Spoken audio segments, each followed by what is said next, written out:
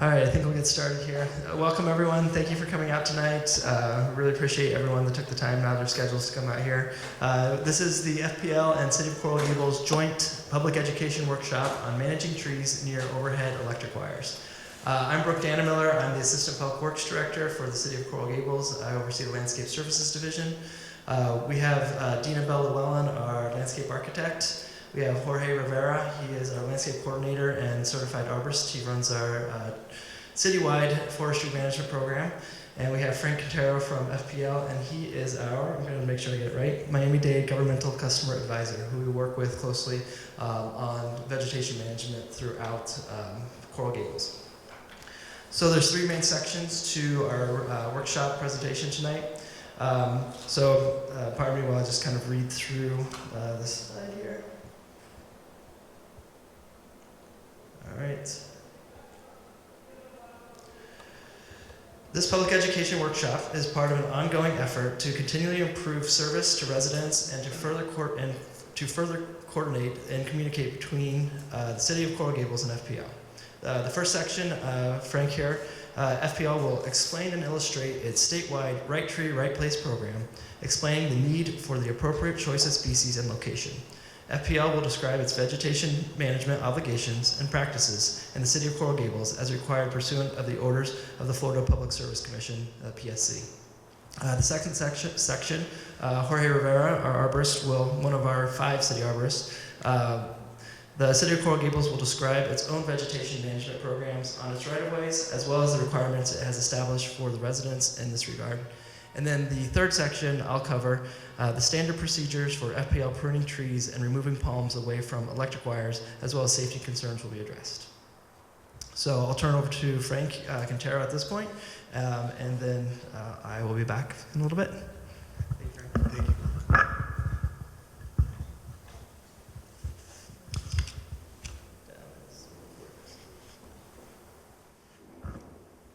Thanks for coordinating this, Brooke, and thanks for all of you for joining us. I'm Frank Quintero, like Brooke said. I'm the customer advisor for the City of Coral Gables. So on blue sky days, I take care of you. And after storms, I'm in the EOC in City Hall working with your elected officials to work on restoration and make sure everything is good before we close up the Emergency Operations Center. I'd like to take a few minutes really to remind you why we're here. You know, we're here to explore, work together with the city, and see how we can deliver, reliable electric service to the residents of Coral Gables.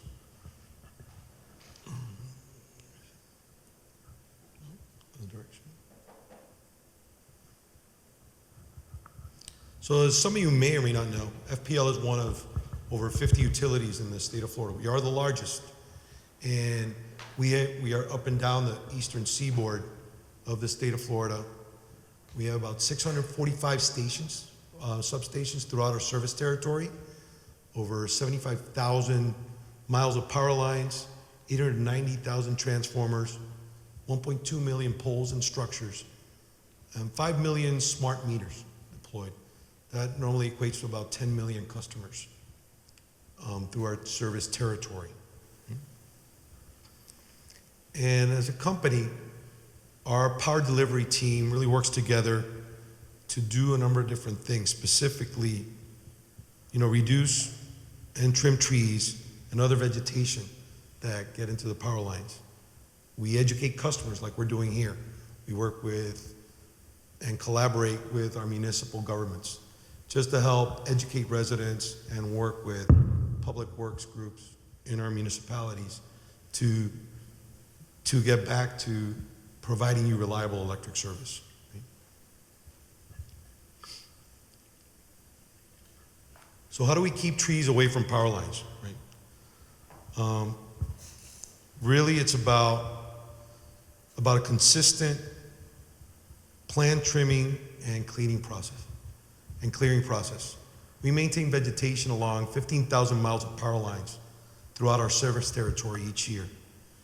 And the majority of our scheduled line clearing really occurs before the height of hurricane season. We trim our main lines on a 3-year average cycle. Those are the lines that'll go, up and down 57th Avenue, Douglas Road, those main lines that you know as probably feeders. We'll trim the lines along your neighborhoods on a 6-year cycle. Those are normally the ones that run behind your homes and those utility easements in the neighborhoods, in the smaller streets. And then in addition to that, sometimes if a condition emerges, we'll do some hotspot trimming right at that location.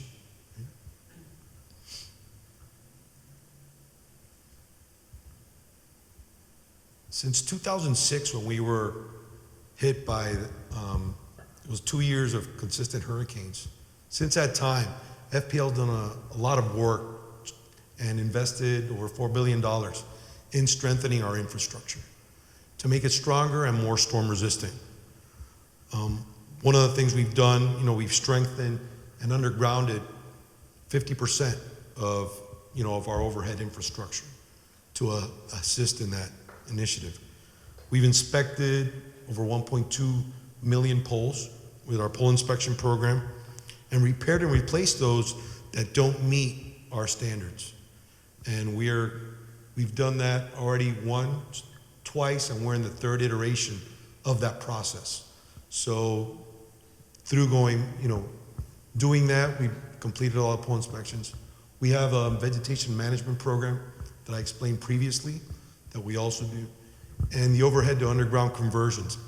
But the important thing really is that since 06, we've done everything we can to create a stronger, a smarter, and more resilient grid for our customers. I hate to bring this slide up, but really the number one cause of outages, throughout our service territory, not just after Irma, are really falling trees and wind-blown debris consistently. This happened. These pictures are on the West Coast. They're in Miami-Dade County.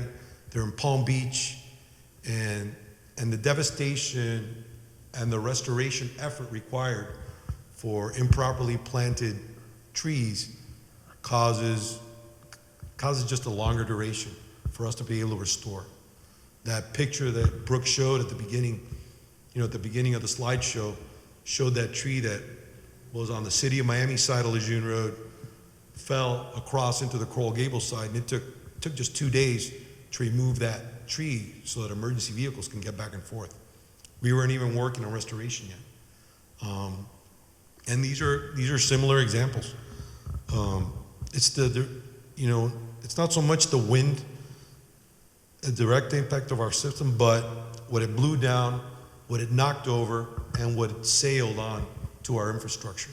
I mean, that's really where the biggest impact is on these. And talking specifically about Hurricane Irma, it was just a massive storm.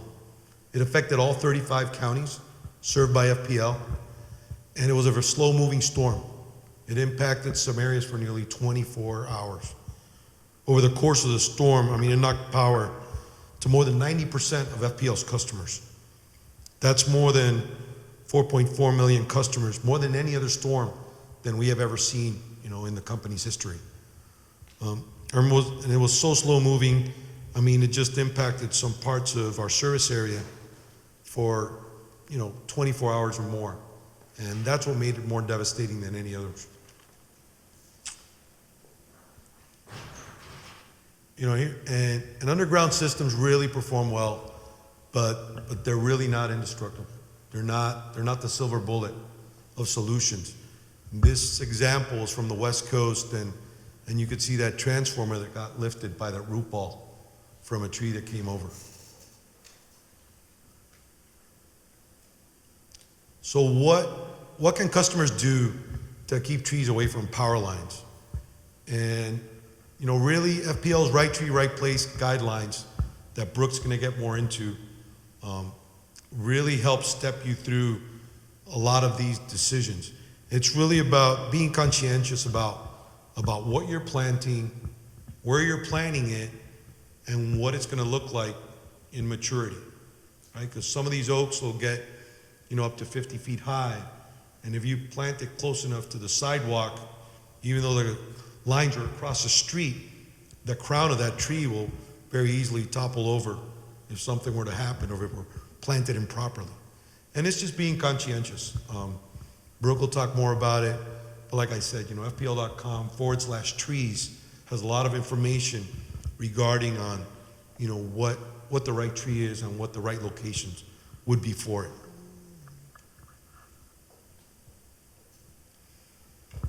So property owners really are responsible for maintaining trees and vegetation on their property, away from power lines. So if you look on the far right, on the far left of this slide, transmission lines, FPL, pretty much does the vegetation trimming around these areas, around transmission lines. But normally residential trees don't get up into those lines, so it's not an issue that most residents need to deal with. The main or neighborhood lines, which are these feeders and distribution lines, like I explained before, those are the ones that we hit on those 3-year and 6-year cycles, along with the hotspots. And that's the area where, you see, most of the trimming that will occur, with our crews.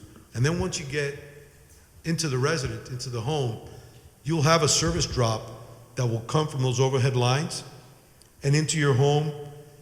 And in case trees get into that service line, that service drop, we're gonna walk you through what the procedure would be to coordinate an outage, where you can get a licensed landscaper to come trim around that, and then we'll reconnect your power. So that really lies on the responsibility of, the homeowner. Excuse me as I find my clip.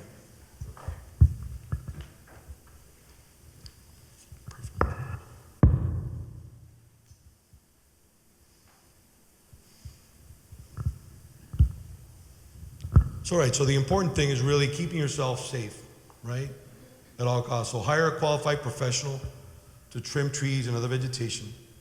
Plant only small trees and shrubs in those areas adjacent to the power lines. And call 811 before you dig, right? Most importantly, just keep yourself safe. 10 feet from those neighborhood lines, and any structure has to be at least 30 feet from those transmission lines, right? So no tennis court lights, no big structures should be close to those transmission lines. But permitting will keep that from happening.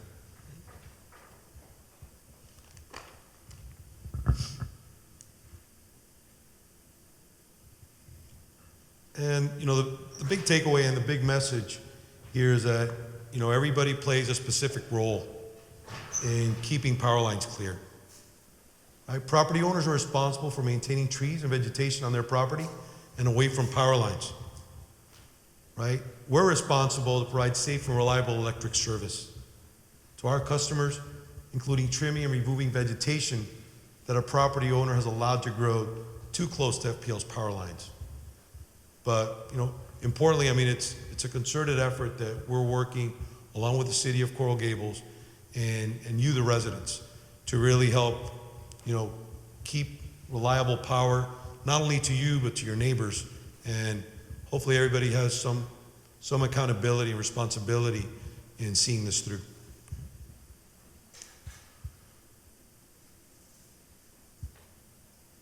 And that's what I have. Any questions for now, or? Yes?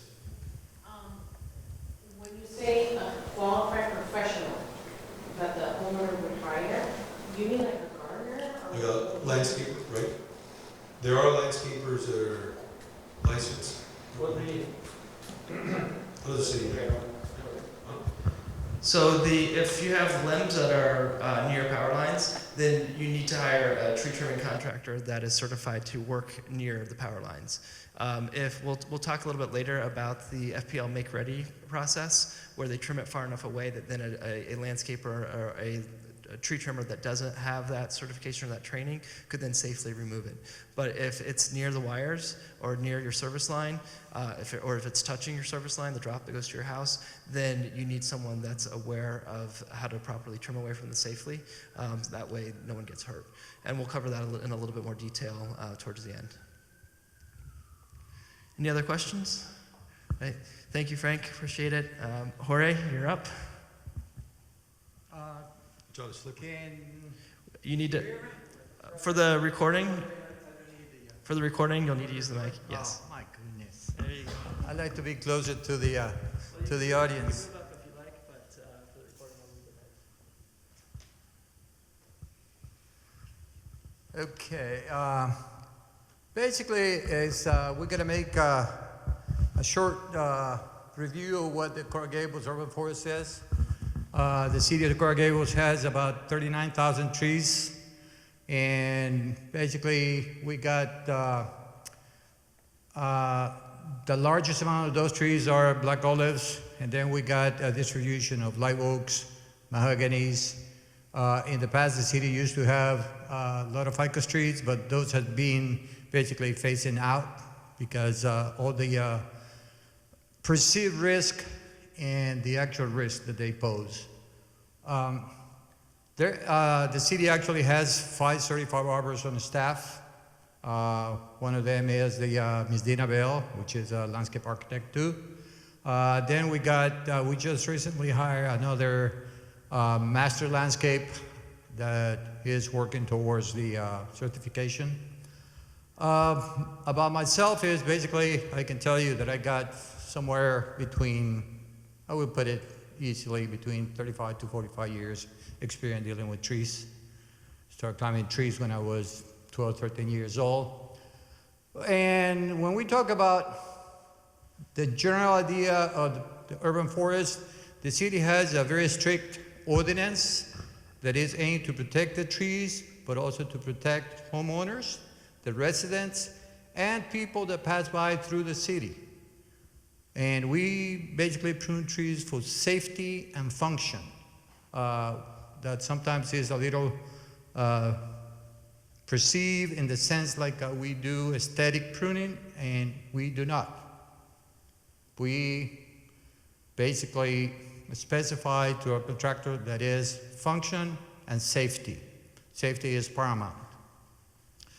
The city requires tree removal permit when you are going to remove a tree that is defined as a perennial plant with a minimum of 4.5 inches in trunk diameter or more than 10 feet high, 12 feet high. That includes herbaceous perennials, that means palm trees. Palm trees, they are not really trees. They are more related to the grasses than to trees. The city requires that pruning in the city should be conducted by ISA, International Society of Agriculture, certified arborists. And one of the concerns that we are addressing with that is to avoid the fly-by-night contractors or people that is not trained how to do the right pruning.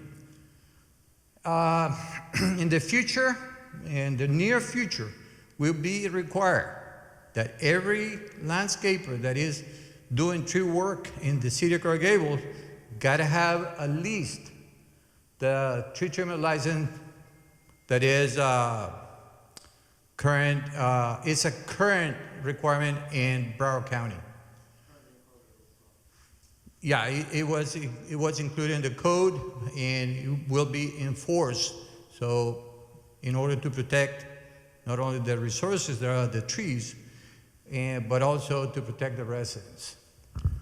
We have changed the code now, allowing the fruit trees to be pruned to a lower height, because in the past trees were let grow real big, and then people didn't really enjoy the fruit trees because the fruits were really high, you couldn't harvest it. So now we are allowing to be pruned at height to 14 to 15 feet, so it will be easy reachable. But in the other sense that we want to achieve is fruit trees, they have sort of a brittle wood, and we want to avoid that, mainly avocados and some of the lychees, and also some of the citrus trees. One of the other things that the city requires is whenever you are doing construction, demolition, or renovation, is that the critical root zone should be protected from construction activities. And that means from the moment that somebody pulls a permit, okay, they got to be aware that a tree protection fence should be put in place, and that should be sort of permanent until the construction process is finished, meaning to the moment when they obtain the CO, then they will be allowed to remove the tree protection fence.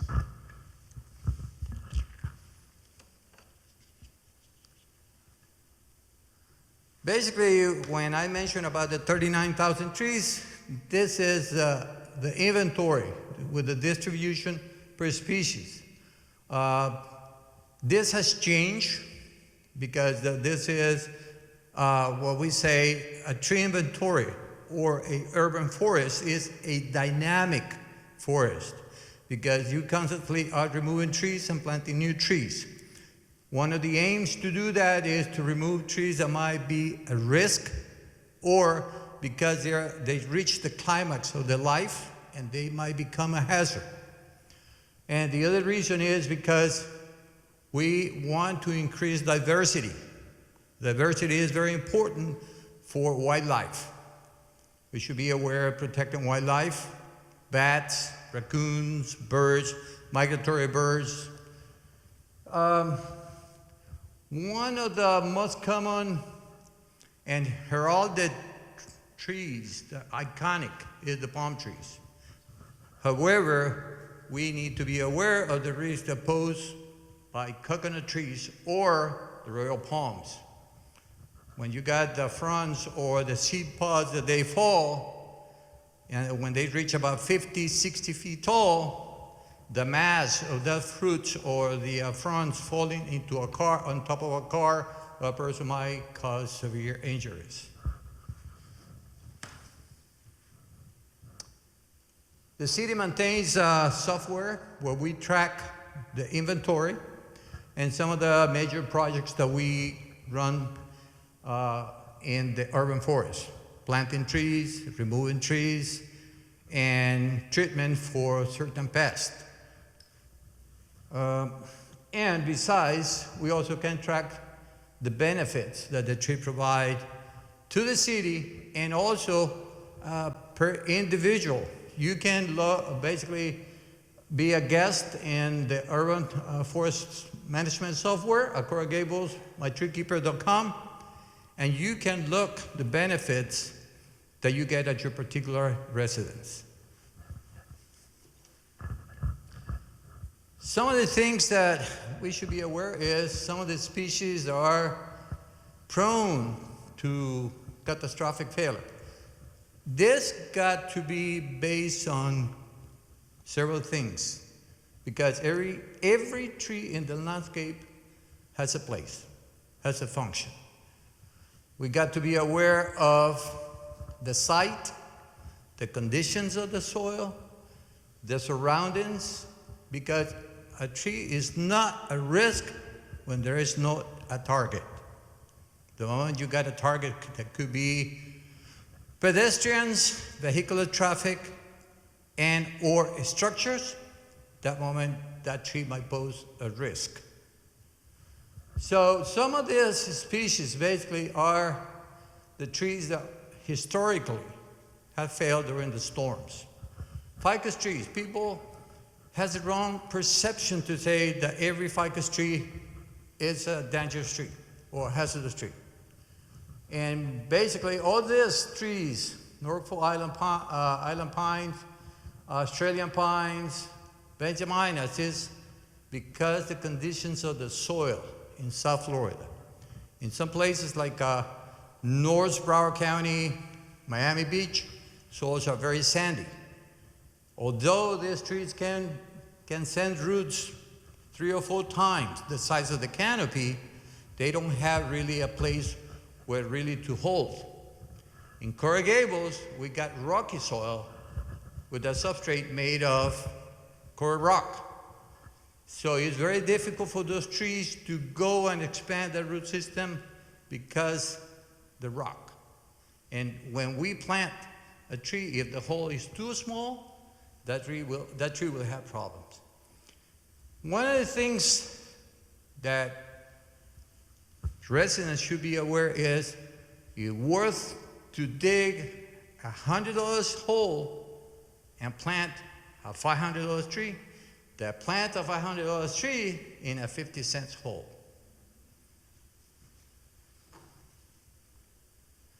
Tree pruning.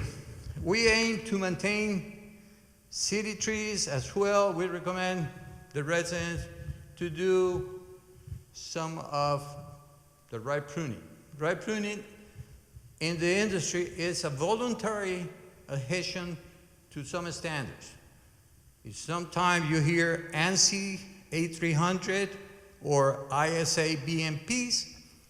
Basically, ANSI are the standards that regulate the industry, but they are voluntary. And BMPs is basically the interpretation of the standards that were written by ANSI. For example, crown lifting. Crown lifting is nothing else to remove some of the temporary branches. And that's to mimic what happened in nature. Trees in nature, they grow, they shade lower branches, and the tree gets rid of it. So the same thing we try to mimic. And one of the reasons that we want to have crown lifting is because we need to have clearance for pedestrians and vehicular traffic, and in some cases to enjoy your property.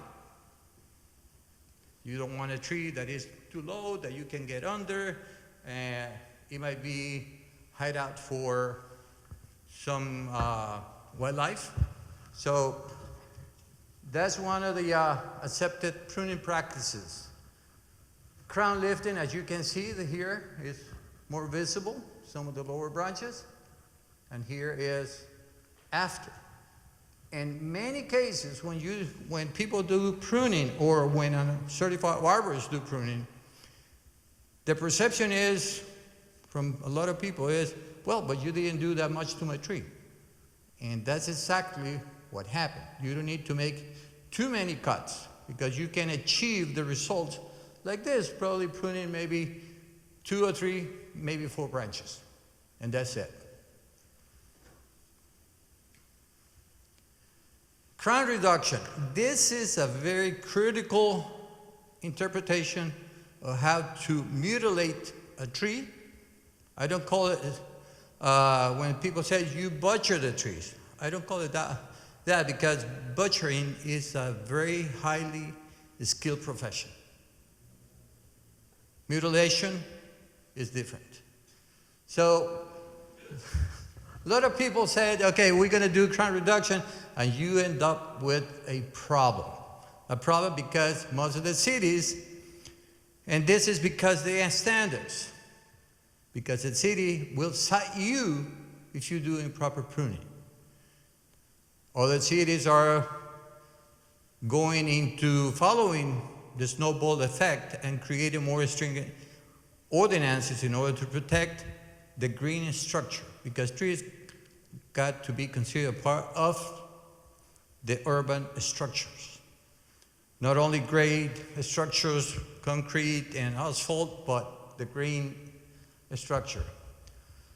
So the selective removal of certain branches basically is considered to be a crown reduction, and the end result is something like that. Very selective, some reduction in here, a little bit in here, and you end up with a product that is pleasant to the eye and much more safer. So when we plant trees, when you are bringing new trees to your property, basically you should do what is called the structural pruning. A certified arborist will be able to create what we call the architecture of the tree, and that's basically a structural pruning. So that you are creating the structure of that tree that will actually allow the tree to reach those many, many, many years of life.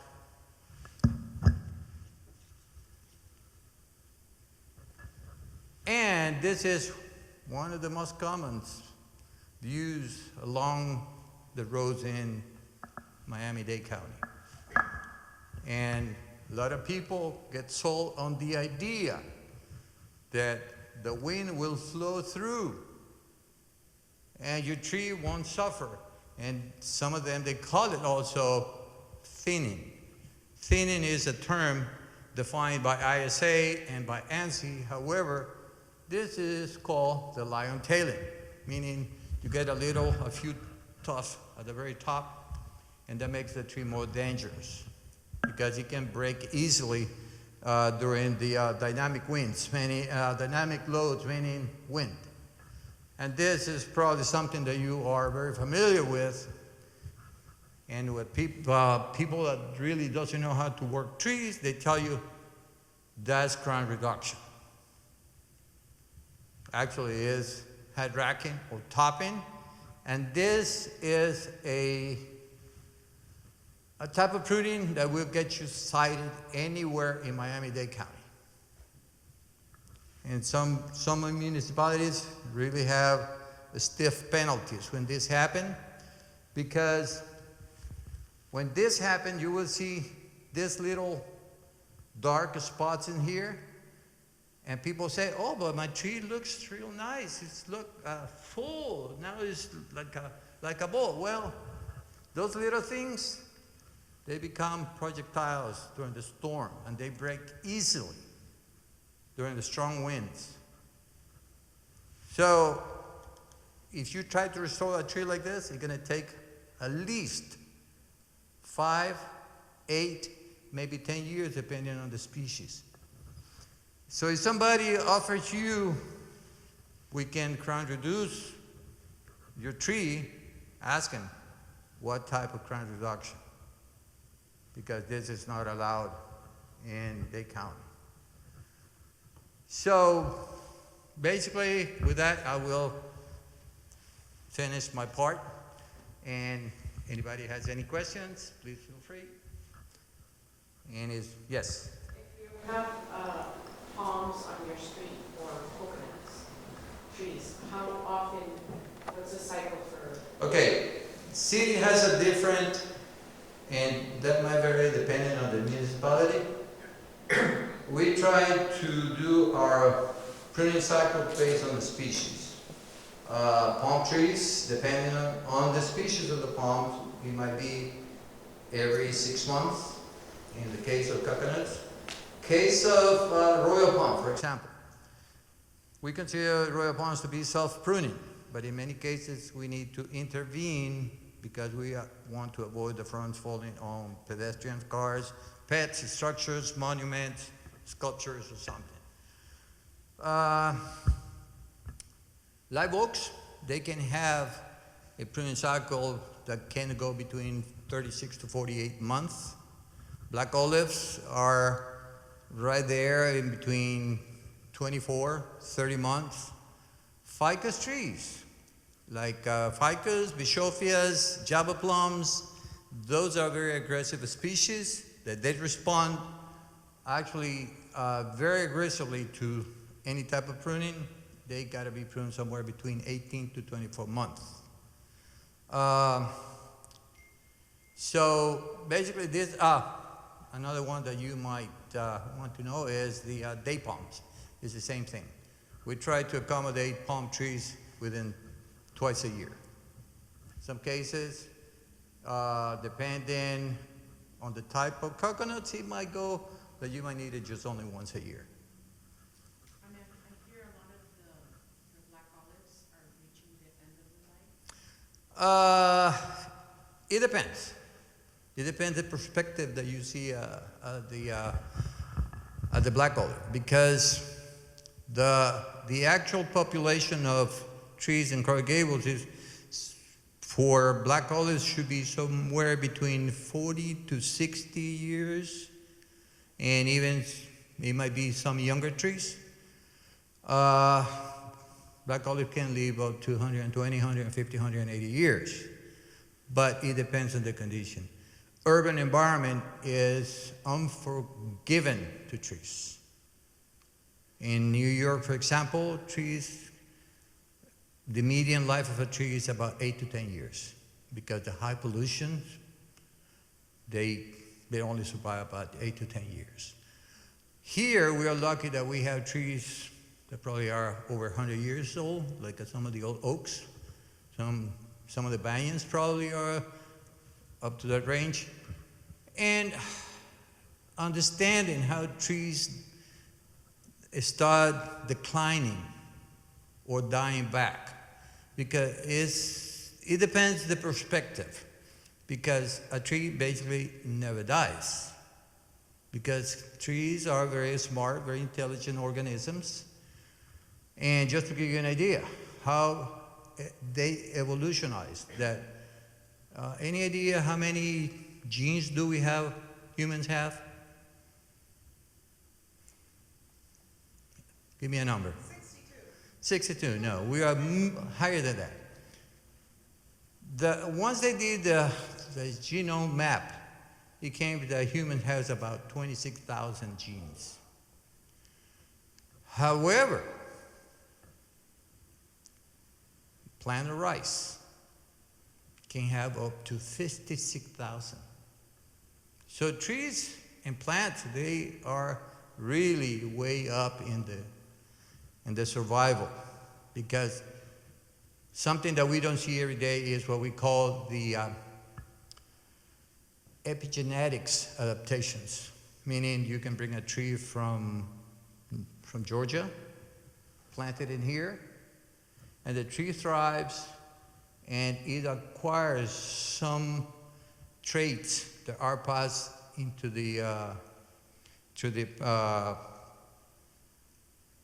into the new generations, and they have those adaptations that are going little by little. And then a few years later, that tree is completely different from what originally was.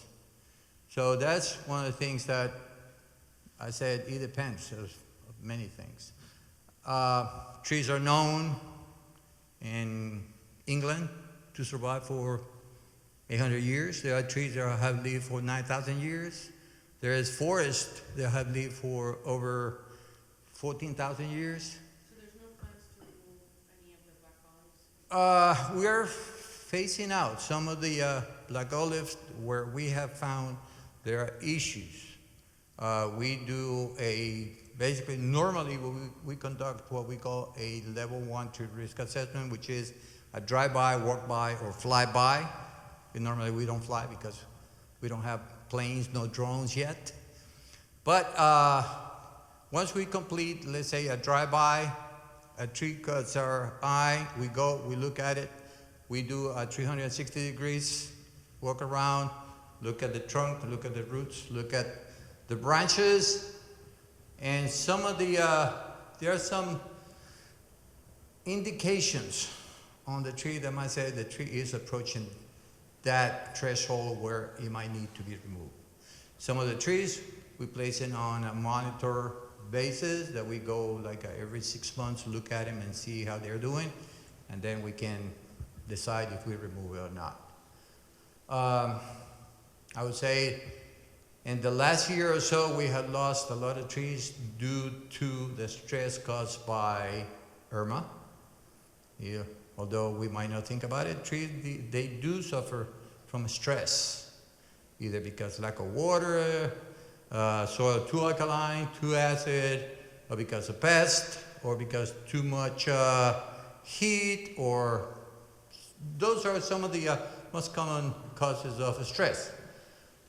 However, I can say that trees basically reinvent themselves.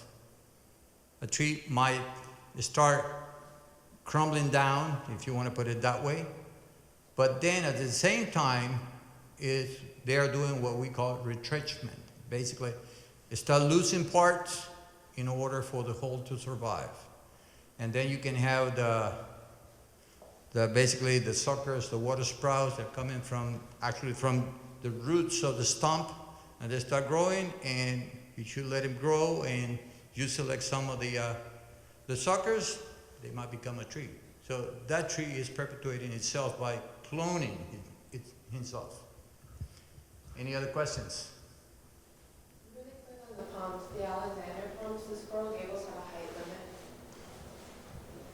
A high limit? Yeah. No. Okay. Did you know that Alexanders go really high and the winds catch them really nice? Yes. They grow, and the problem is that Alexander palms, they are becoming some sort of a pest. They're becoming invasive. There's a lot of volunteers, birds, and besides birds and the squirrels, they take the seeds and they spread it.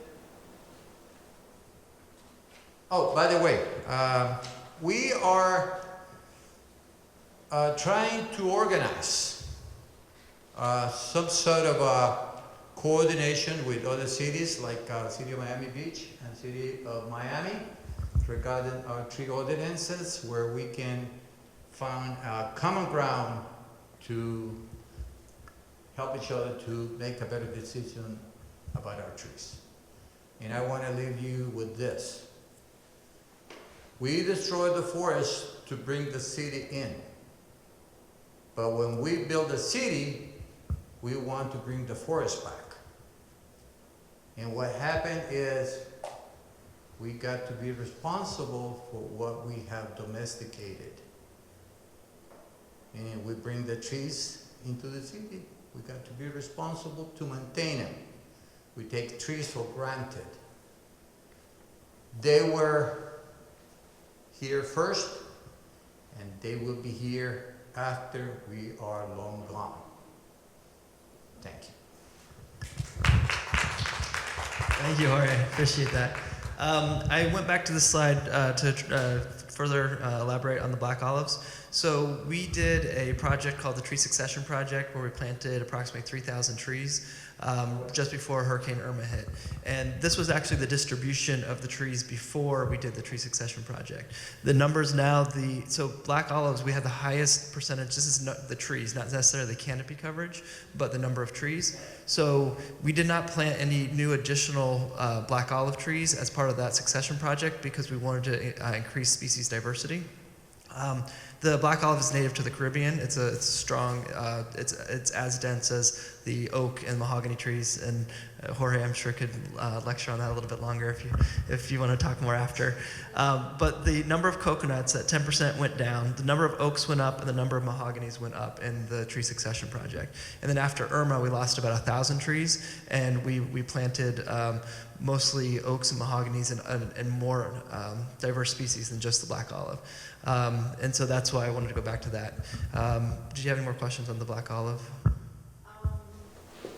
I was just personally, like, I love oak, but it does provide a lot of dirt. Like, it just sheds a lot, and I just wonder if with the diversity, you would bring in, I know that you did plant some bridal veils. Yes. What else, like, is an alternative to an oak? Well, we have a large number of different trees available. As far as large canopy trees, oak, mahogany, and black olive are the most common ones, and they're the strongest. We have Bolnesia, Royal Poincianas if you have enough space. Every tree causes a mess. It depends on what type of mess you want. Royal Poinciana, you have the beautiful flowers and the seed pods. Oak, you have constant leaf falling and the acorns. Mahoganies have the baseball size seed pods that fall, and if they don't fall when they dry out, you have a ton of little orange peel kind of slices, shapes on the ground. Black olives, they have a caterpillar a mite that feeds on the flower, then they have the little galls and those kind of staining. So each tree has its mess that it creates. Coconuts have coconuts, even the palms. Dates have the dates that fall if you don't cut them off. So it's sort of picking what type of mess that you want to deal with. We do manage an urban forest. And a lot of times I think the residents or the general population kind of forgets that. If you go into a forest, you look on the forest floor, it's covered with fallen branches, fallen trees. You know, if you're walking on a trail, someone's cleared that trail to make that path. And so as stewards of the urban forest, we have to manage the trees so that they don't pose that hazard or reduce the risk and the hazard to the residents and the people that live under them. And Jorge went through all the different techniques that we have at our disposal: routine maintenance, lifting, crown reduction, removing dead wood, and when a tree is in decline, if it's going to pose a risk or a danger to the public, then we have to remove it. And the lifespan depends greatly on the soil conditions, how big of a hole was dug, if there's rock, if it has deep soil, and also the space it has. So if it's in a narrow strip, the larger it gets, the more unstable it gets. If it's out in the middle of a field and it had a giant hole that was dug when it was planted, it could probably be there for 100, 200 years. But if it's a narrow little strip, had a small hole, if it gets wind, they'll peel right up off the rock like you saw in those larger pictures. And so we have to be aware of the soil conditions and the health of the tree and kind of manage that to minimize the risk. We will never eliminate it, but we can try to manage and minimize that. All right, so let me catch us back up here.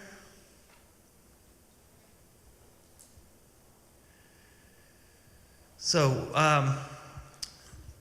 the main reason we're here, one of the main reasons we're here is to elaborate on the coordination efforts between the city and FPL. During Hurricane Irma or after Hurricane Irma, to the city's knowledge, the city's not aware of any city trees that fell and took out FPL distribution lines, the ones that are higher up, the bare wires. They did take out a fair number of the service lines to the street lights and the coded wires. The trees that we are aware of that took out the distribution lines were all from private property, and those were primarily the ones that Jorge identified, which were fruit trees, mango, avocado, flowering trees, ficus trees. There were trees that were allowed to get too large, they're brittle, and they didn't have the soil volume, and they weren't maintained in the manners that we've covered already. So the section I'm covering is how can we work with FPL to maintain the palms and the trees near those wires so it reduces the power outages, the intermittent power outages that you have day to day, and in a storm event, the catastrophic ones where the tree falls or limb falls and takes out the whole power line. And the city will continue to maintain our trees, and we'll cover that here in a minute. So one thing that a lot of residents aren't aware of, the utility easements that are on private property, so the wires, the water lines that run along the back of the property, side of the property, the city code, I'm just going to read this real here, section 78-1, restricted use of utility easement property. It shall be unlawful for any person to construct or maintain buildings or structures or to plant or grow trees or shrubbery on any and all easement strips reserved for utility purposes in the city, or to use the easement strips or land adjacent to the easement strips in any manner whatsoever that does not or may interfere, obstruct, impede, or retard the free use of the easement strips for electric, telephone, gas, water, or other utility purposes. What does that mean? If you plant trees, palms, shrubs in the utility easement and they get up to the FPL wires and they're interfering and impeding those, that's actually a code violation. And so that's already in the city code. It's not something that we enforce regularly, but it's something that residents should be aware of when they're planting and doing the right tree, right place, or crown reducing and maintaining the trees properly is important to maintaining the electrical service and the utilities. So the city and FPL, we got together and we came up to identify and iron out a protocol for how FPL will approach the trimming along the electrical lines on private property and when it's crossing the right of way. So when a tree of concern is identified within FPL distribution facilities, for reference, the FPL distribution facilities are the uncoated bare wires typically running along the back and side property lines throughout the residential neighborhoods. So FPL identifies a tree that meets certain conditions and will have authority to make ready or remove. Make ready is an FPL term for pruning a tree or palm back to a safe distance away from the electrical wires, which is typically 10 feet or more from the wires. Once the tree is made ready, the property owner removes the tree once FPL completes the make ready pruning, And the City of Coral Gables code enforcement can get involved to cite the property owner if needed, if the resident is for some reason not cooperative or there's issues, using the code section that we just discussed. So what does it mean to make ready? So on the left here, we have an example of just kind of a side cut out of the tree, and we have a V cut on the other side so that the limbs are far enough away from the wires, over 10 feet or more, so that it's safe for the tree trimming, qualified tree trimming contractor to come in and remove the rest of the tree that was planted close to the wires, or at least allows the tree to be maintained at a safe distance at that point. Below is what Jorge covered in his slides, is basically proper and improper pruning. So cutting the branches at the branch collar, at a trunk, or at a juncture is proper. Hat racking, which is the middle one, or topping, both hat racking and topping are the ones that say no there. All right, next, when a tree of concern is identified with FPL distribution facilities, it's the same topic here. Just going down the list. If the condition is a small palm or bamboo, for example, an Alexander, Christmas, Areca, or fishtail palm, once the fronds of a small palm make contact with a wire, FPL will have authority to remove the entire palm to the ground. Where cutting the palm to the ground is not feasible due to a wall or fence or other obstruction, FPL must cut the palm or trunk at least 1 foot or more below the lowest wire, which is typically AT&T. And that will allow, that way, if the homeowner or a landscaper comes, they feel comfortable removing the rest of it, the palm, because it's not near any of the wires. If you don't know which wires are which, then it makes them feel safe. So if you look on the left here, we have a diagram of the FPL wires and then the utility wires below, so that so you can understand which wires are which and which ones are to avoid. This diagram here will be posted on our website and be available in both English and Spanish so that homeowners and landscapers and tree trimming contractors can understand this process. I know that the font's a little small, but it's basically just the graphic representation of what I just covered. So once those palm fronds touch of a small tree, FPL will be able to remove it to a foot below the wire or down to the ground. I'm going to skip to this one and I'll go back to that slide.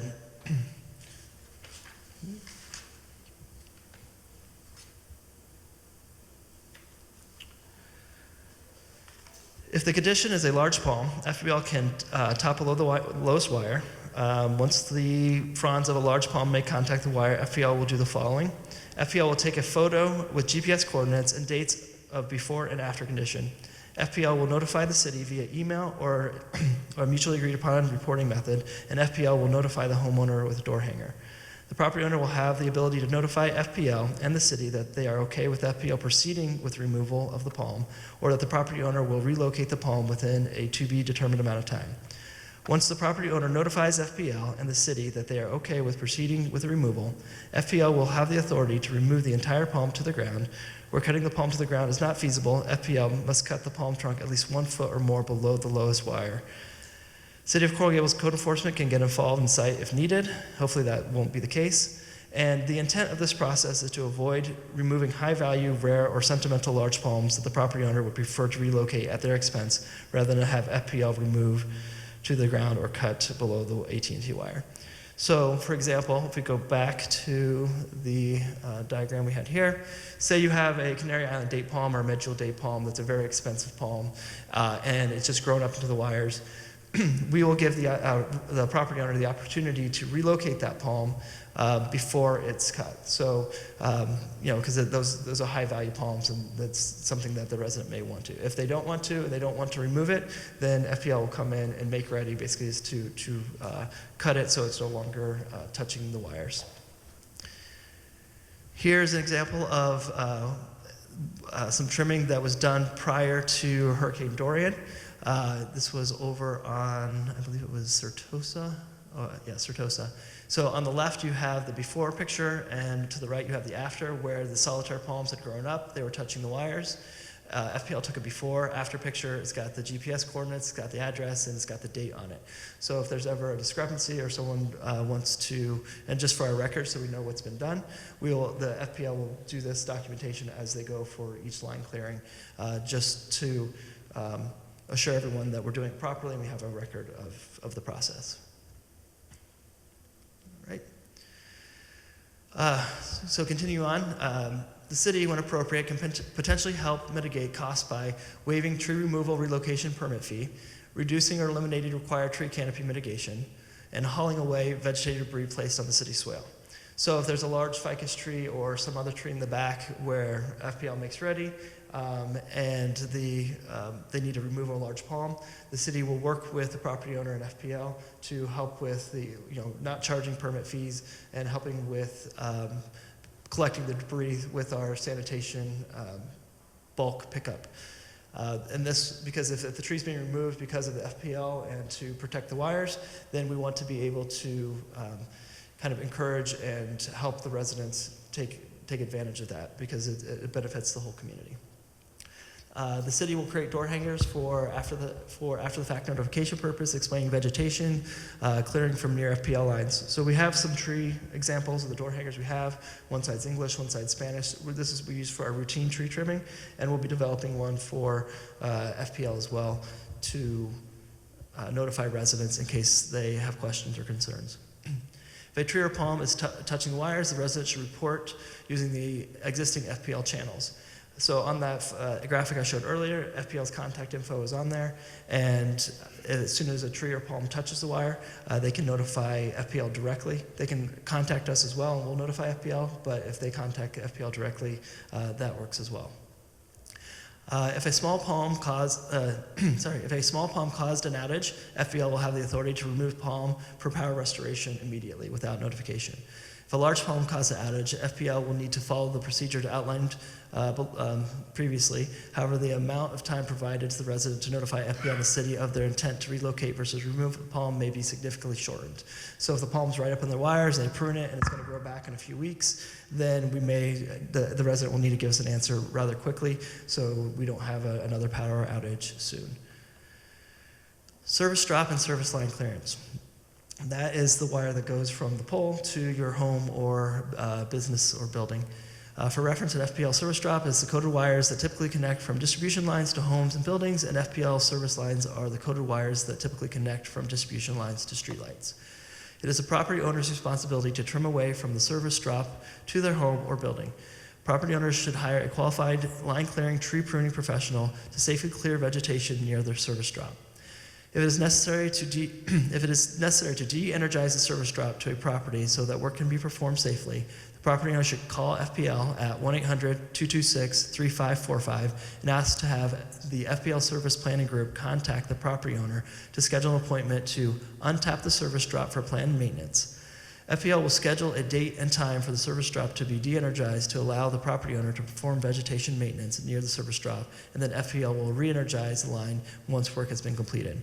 So if your backyard is completely overgrown, you've got a tree that's just completely engulfed your service drop, and no one's comfortable trimming away from it, you can schedule the power to be shut off to your property, do your maintenance, and then FPL will come back and turn that on. And so you contact them, we'll schedule a date, and then you can schedule your maintenance so that you can make it safe to trim away from.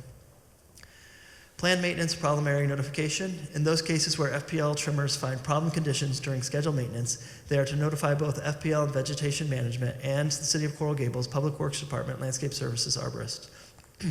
At this point, the city and FPL will work with the resident on removal and or mitigation of condition as noted above in number 1. So if FPL crews are going through trim and they see a large tree that's 10, 20 feet away, it's got a rotten branch, it's outside of that 10-foot window, it looks like it's going to break in the next storm, then they can notify us, we'll work with the resident so that that tree doesn't catastrophically fail or have a branch that falls and takes out the distribution lines. Make ready condition, which we touched on before, upon specific conditions where the city or a resident reaches out to FPL and FPL Vegetation Management identifies a condition where trees are in the FPL easement above or encroaching on the secondary wires, which is the uncoated wires. FPL will evaluate the condition, cut back to appropriate clearance, 10 feet vertical and horizontal, and make ready for a property owner to contract an arborist to remove and/or reduce canopy. And so that's when the city will help with the waiving of the permit fees, if appropriate, and help with debris removal if it truly is a tree that's going to impact the wires. Debris removal. During regular maintenance or restoration conditions, FPL will remove debris. In make-ready conditions and unplanned maintenance conditions where there's a significant amount of vegetation debris or tree palm removal, FPL will coordinate work with the City of Coral Gables and the property owner and will place debris on the city swale area in a safe manner and accessible for city trash cranes to collect. Here's an example of it neatly piled away from existing trees where our trash cranes or self-loading grapple trucks can come collect that debris. Problematic concern area conditions. In the case where FPL identifies a potential concern condition, FPL will notify city and mark the tree with a dot, line, or tag with an agreed upon spray paint or tag where the final cut will exist. So if there's a large tree or branch that needs to be removed, they can identify it by tagging it, flagging it, and then we can take photos and then work with the resident to go out and address that concern. For example, non-native, invasive fruit trees, dead and dying, fast-growing species. In some cases, it'll be a dead tree, 15, 20 feet away from the power lines. It's not touching the wires, but if it's in decay and it's more prone to fall because it's dead, that's a tree that we would want to identify and work with the property owner to get removed as soon as possible. The city will leave a door hanger and will coordinate with the property owner, FPL, and code enforcement as needed. Planting trees under streetlight, service line wires. So this applies to the city and our citywide tree planting. The city will resume the planting of large trees, oak trees, and other large trees under service line circuits in the right-of-way. City will maintain trees as part of their ongoing citywide tree pruning to avoid contact with the service line wire and/or extreme tension conditions. So if it's a street light, a coated street light going from light to light, the city will still be able to plant oaks, mahoganies under those, and as part of our routine trimming, we'll trim away from those, and then FPL as part of there we'll try to coordinate to alternate cycles so that it's maintained. Because they're not distribution lines, our crews can trim away from them, and they can be maintained because they're coated, and it's still dangerous, but still a safer condition to work around.